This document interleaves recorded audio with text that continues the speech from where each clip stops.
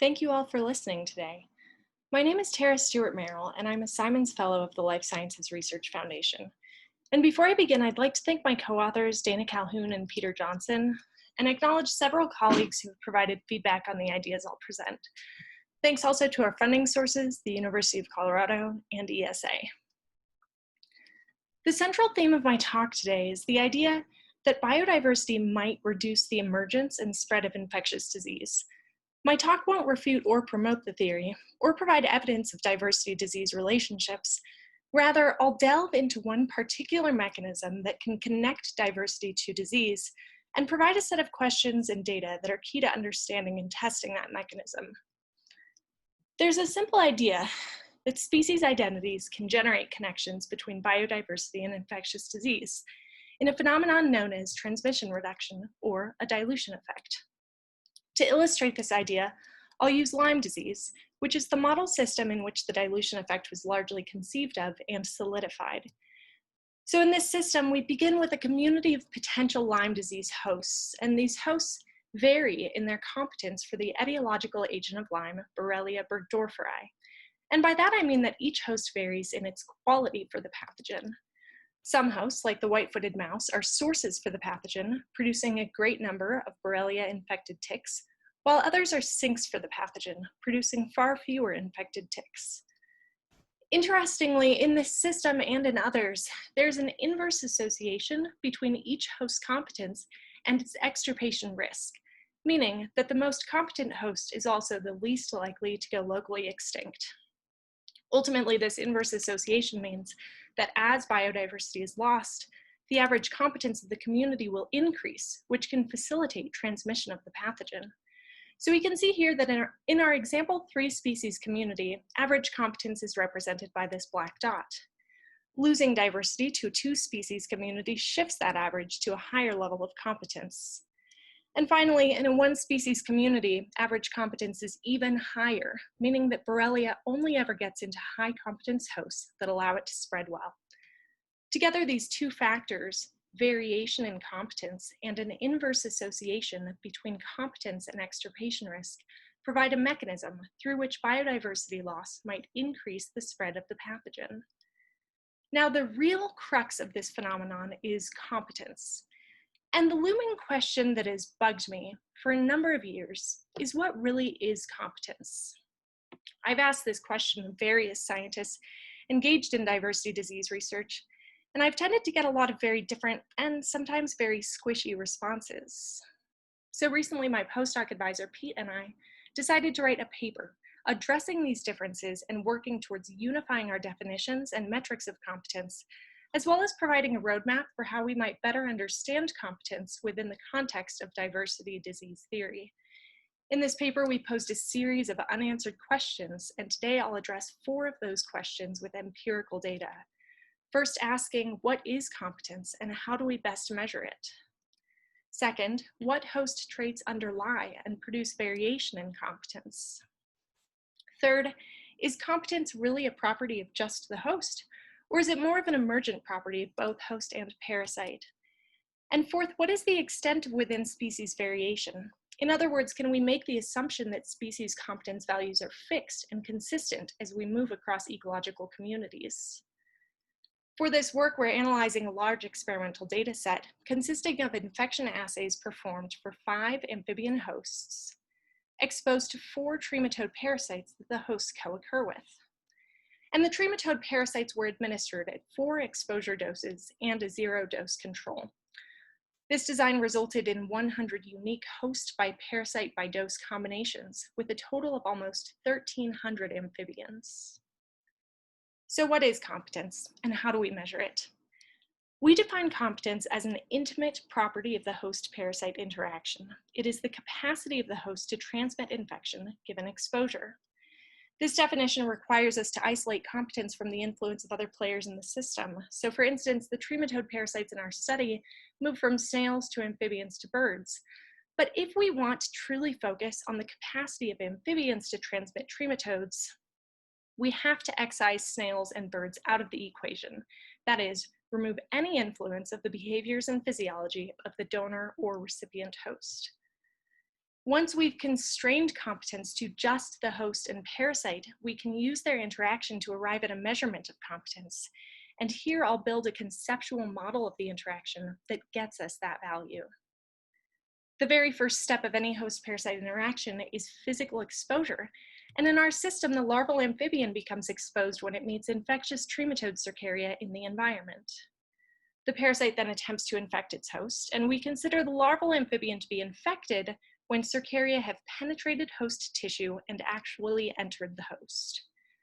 Following initial infection, the parasite develops, grows, or reproduces to achieve its transmittable form, and the trematode is transmittable when it has developed into an encysted metacercaria and when the host has metamorphosed into an adult. Importantly, if all parasites moved perfectly along this step-by-step progression, the host would have very high competence. But parasites can be lost from this pathway, and it is those losses that reduce competence. First, parasites can be lost due to host defenses.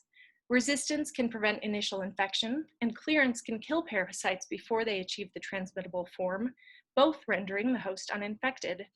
And these two mechanisms of parasite loss together reduce the host's susceptibility.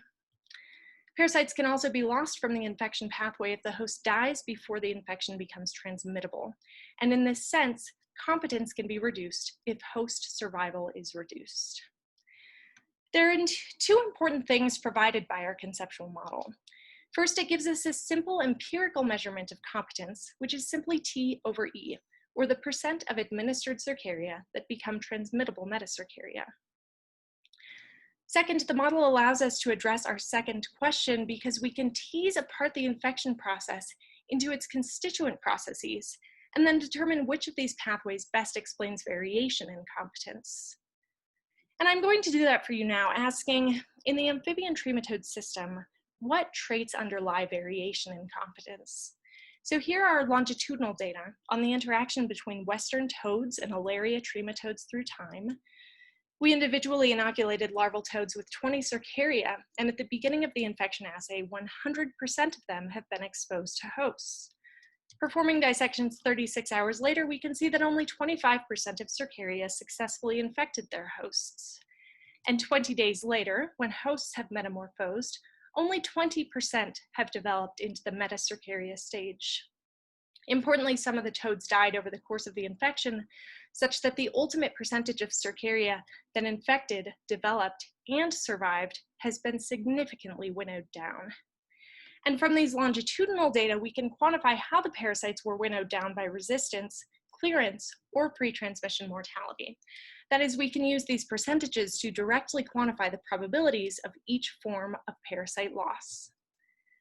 So I repeated this process for each host-parasite combination to determine which form of parasite loss best explains variation in competence. And it's really the E to U transition, or initial resistance, that is tightly correlated with ultimate competence for all host and parasite combinations, meaning that what happens in the first few hours following exposure is critical for determining the outcome of the interaction. So in the future, resistance can serve as a biomarker for competence, and we now have a time frame and a phenomenon that can help us target the physiological mechanisms at play. Moving to our third question, is competence an outcome of the host, the parasite, or both players? Well, if competence is largely under host control, then a low competence host will always be low competence, no matter what the parasite species is, meaning that a dilution effect can operate generally for multiple infectious diseases. However, if competence varies based on the parasite species or the unique host-parasite interaction, then dilution may be far less general. It's therefore critical for the theory to ask what competence looks like as you keep the host constant and consider a diverse set of parasites and pathogens. To ask this question, we need a comprehensive measure of competence for each host-parasite combination. And while I showed you earlier that T over E is a simple empirical way of measuring competence, that version neglects an important component of the infection process, that is dose dependence. Our experiment inoculated hosts at 4 exposure doses and a control. And with those treatments, we can see how parasite losses are affected by dose. For instance, in chorus frog tadpoles exposed to Riboroia cercaria, host susceptibility, which again is comprised of resistance and clearance, does decline slightly as the dose is increased, whereas host survival declines precipitously as dose increases. Now, recall that susceptibility reduction and survival reduction are two factors that reduce competence. So by multiplying these two curves and then integrating the area below the curve, we can arrive at a species-level measure of competence that takes dose dependence into account. So I've calculated these areas for all 20 host-parasite combinations, converted those areas into a more digestible heat map, and run simple linear models to see how much of all of this variation is explained by the host species or the parasite species. And it turns out hosts explain almost 60% of the variation, with almost no variation explained by the parasite. In this system, it seems as though competence really is a host property, and we may therefore expect dilution to occur generally for each of the 4 parasites under study. But before we get too carried away with the implications of question 3, I'll end with our 4th question, which is, what is the extent of within-species variation in competence? In diversity disease theory and community ecology more generally, we like to assume that traits are robust. That is, we often assume that within-species variation in a trait is limited compared to among-species variation. When this assumption is met, species competence values will not change across different richness communities, which can generate a dilution effect. But if competence is not robust, and there is broad within-species variation, then each species competence value might shift unpredictably across different richness communities, reducing the likelihood of a dilution effect. It's therefore important to ask whether within-species variation in competence is narrow and robust, or whether it's broad and overlapping. So my final figure for you today shows distributions of competence measured empirically as T over E for each host species exposed to Rivaroia ondatrae. Here at the low dose, within-species variation is fairly broad, and this breadth is retained as we move to higher doses. On average, individual level variation accounts for half of the total variation in competence, and we can see that species can actually shift in their competence rankings as you move from dose to dose. These data do not support the trait robustness assumption, and keep in mind, all of these assays were done in a controlled laboratory setting, so the variance in these distributions is likely to only increase as we move into more natural systems.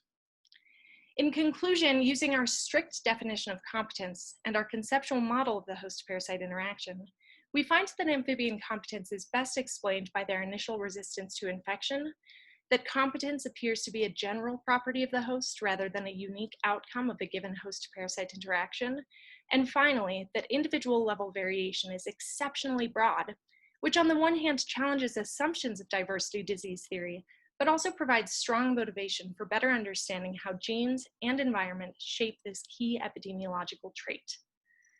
And as we continue to explore the basis and extent of variation in competence, we'll also be using our refined measures to test another key criterion of dilution, that is, whether competence is inversely related to extirpation risk. Thank you for listening, and I'll take any questions in the virtual session, and I'm also happy to talk further by email.